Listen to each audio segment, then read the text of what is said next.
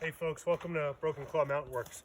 So today we're going to go over using a tree climber tree stand, which is a fantastic tool when you're out hunting, to give you a different vantage point. So there's some advantages to a tree climber tree stand over a conventional fixed tree stand.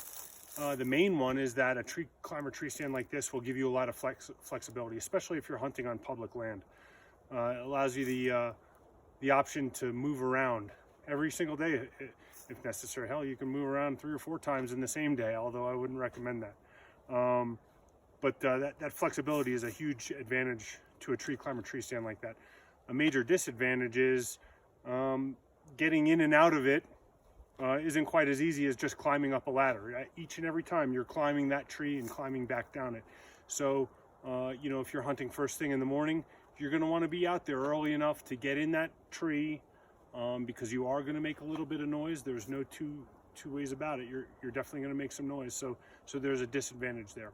But either way, let's go over it. So first things first, they usually come with a harness like this one where you could pack it in, and so that's pretty convenient. Although I wouldn't recommend trying to pack this thing, into the back country of Colorado. It's pretty heavy, and so it comes in 2 parts. It's usually strapped together. So this strap, we're going to want to take this with us up the tree. So what I like to do is put it in a drop bag that I usually carry with me on my safety harness. Just a quick note about the safety harness: don't skip that step, folks. There's too many videos on YouTube of folks falling out of tree stands. Right? That safety harness is going to save you. And we'll go over that a little bit more here in a second. All right, and so tree stands usually will fit together like that. You've got a top part and a bottom part. You also notice on this tree stand that they're connected by this rope. Now that rope is going to be absolutely essential when we're climbing, in the off chance that your feet slip out of the bottom part and the bottom part falls. It's not going to fall too far, leaving you dangling there with the top part, in dire straits. All right, so we've got these 2 parts. The bottom part has these 2 foot hooks and an elastic strap, and then this cable which will go around the bottom of the tree. The top part will be very similar. The framework's the same, the cables are the same, and then the top part will usually have a seat and some bar in front for you to rest your weapon on, or your head, or whatever it is you need to rest. Okay, so next, let's talk about tree selection. So, let's not get some sapling out there. You want that tree to stay standing while you're in it, right? And so you need a tree that's got a good amount of girth. And so we're going to move over to this tree and use it as go over some general rules of thumb. So let's take our parts and move on over.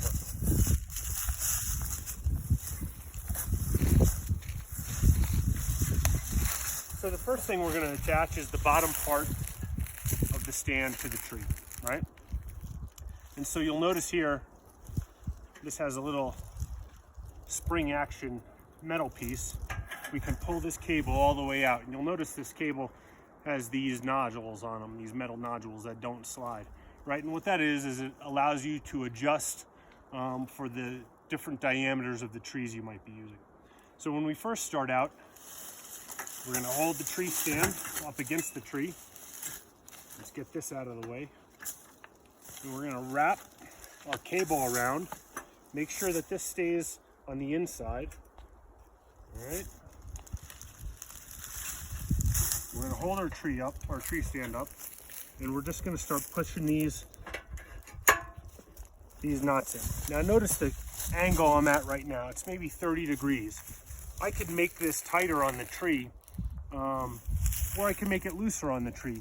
But in general, we want to start with the platform at about 30 degrees, because as we climb the tree, the diameter of the tree will get narrower, and then this platform will level out as it narrows up the tree.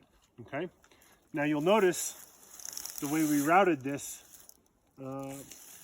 lanyard, it's going to go directly up to the next level, right? So we'll do the same thing up top.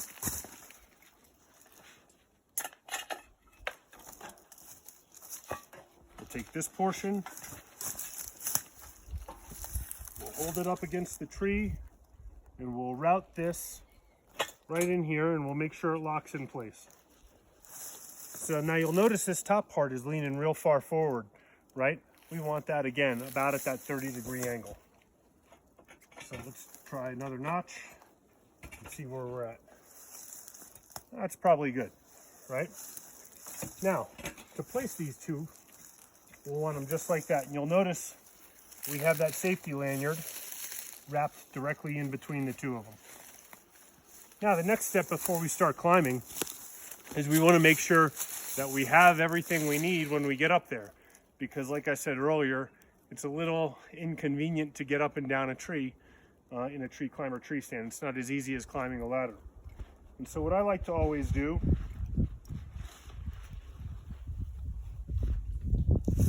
is have an additional rope with a D-ring, a snap link, that's set to about the height that I think I'm going to climb that tree. And what I'll do with this rope is I'll just attach it to the bottom of my tree stand.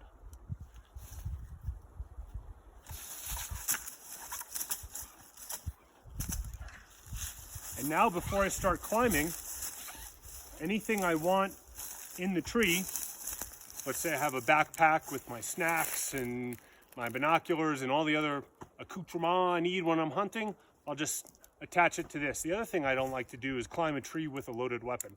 And so often what I'll do is I'll unload my weapon, put it on safe, and then attach this snap link to the sling of that weapon. And then once I'm in the tree and positioned where I want, I'll pull the whole shebang up with this rope that's attached to my tree stand. All right, next, let's talk about our safety harness. All right, so a tree stand safety harness usually comes with any tree stand you purchase, although you can buy more comfortable ones aftermarket. So it's a standard 5-point safety harness. You've got 2 leg straps, you've got a belly strap, and you've got your 2 shoulder straps. Here's the thing, folks.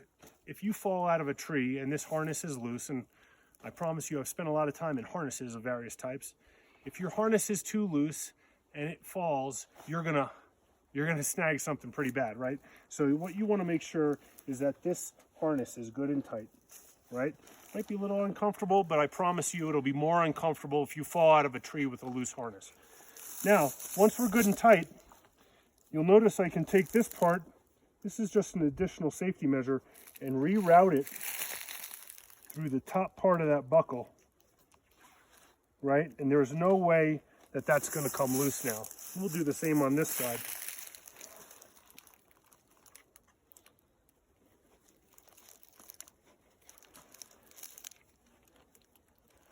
Maybe made it too tight, huh?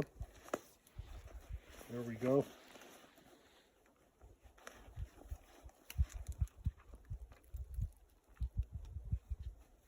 There we go. And then the same thing on my waist.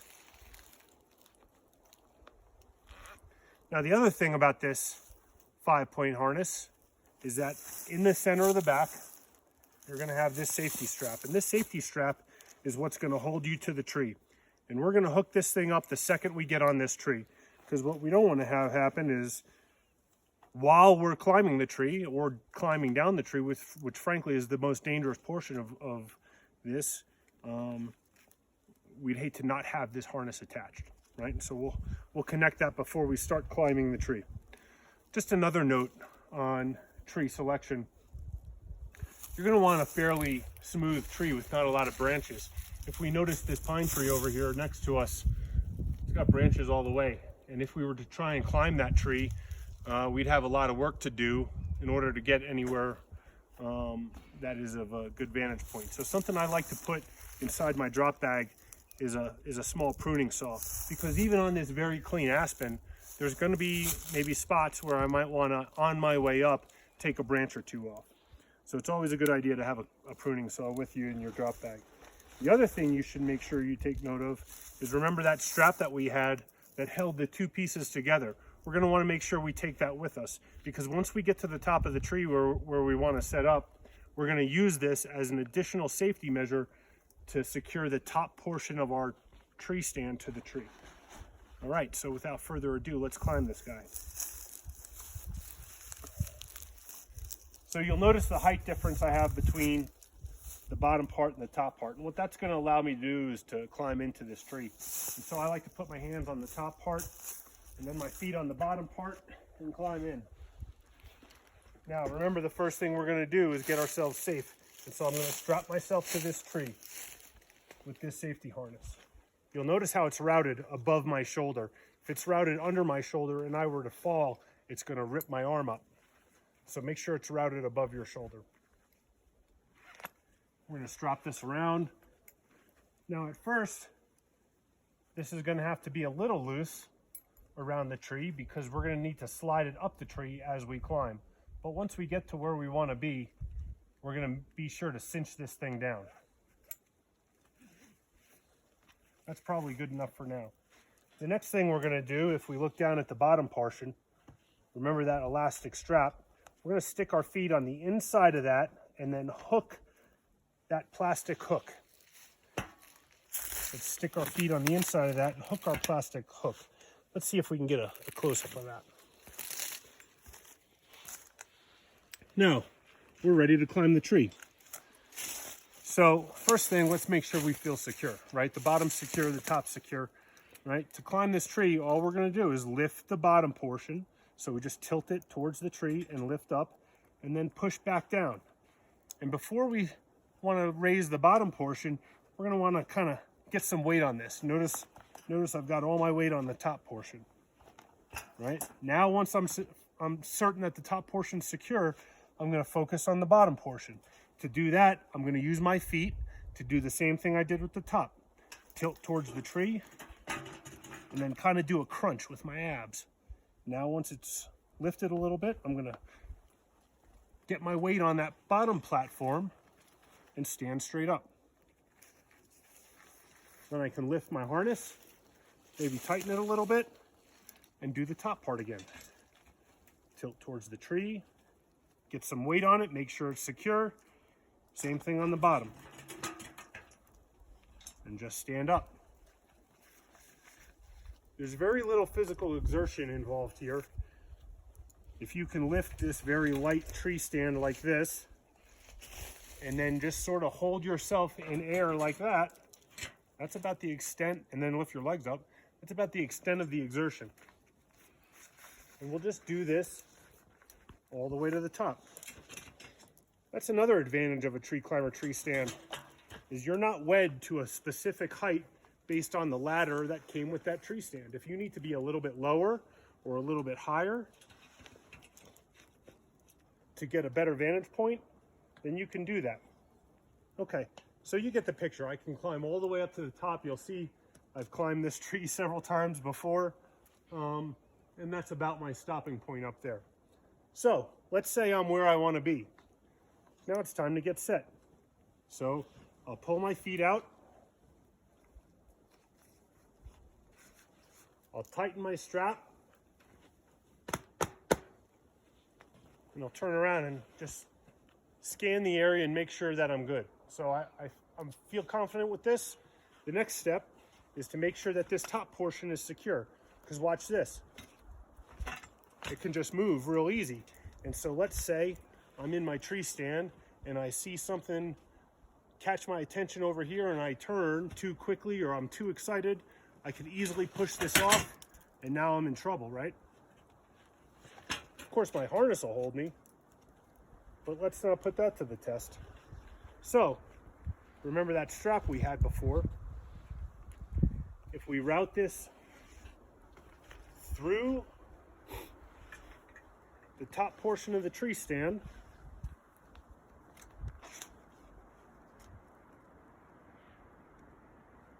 and cinch it down tight, this will hold the teeth. This will hold these teeth in place. And now, although it's not, as strong as the pyramids, it's still pretty strong, right? And will hold much better It'll hold much better than not having it. And so that's our main safety measures. Now we're ready to reach down. Oh, I didn't give myself enough slack. So now we're ready to reach down and grab all the stuff that we left at the bottom. And we can pull all that stuff up. What I like to do is take another D-ring and sometimes attach it to this, and then I can attach my rope to that strap, and then that rope is always hanging there. But this is certainly a method as well. So how do we get back down? Really the same thing. Once we're ready, we face the tree, we get our feet secured in place, we loosen our first safety strap, put that in our drop bag. I highly recommend that drop bag, it's great. Next, we'll loosen this. Don't take it off, just loosen it enough that it'll slide down the tree. Now, we'll do the exact opposite. We'll take the top, tilt it towards the tree and push it down, right? You could even sit on this at this point, right? It's fine, right? But we're gonna hold ourselves in place and tilt that bottom portion. There we go. Now we'll readjust our strap. Same deal. Tilt the bottom portion, tilt the top portion. Tilt the bottom portion, tilt the top portion.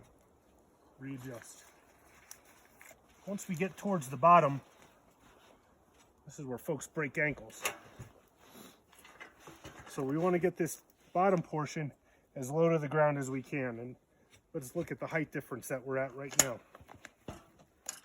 So this is a good height difference. It's going to allow me to hold the top and get my feet back out the bottom. Don't forget to take your strap off at this point, otherwise you won't be going anywhere.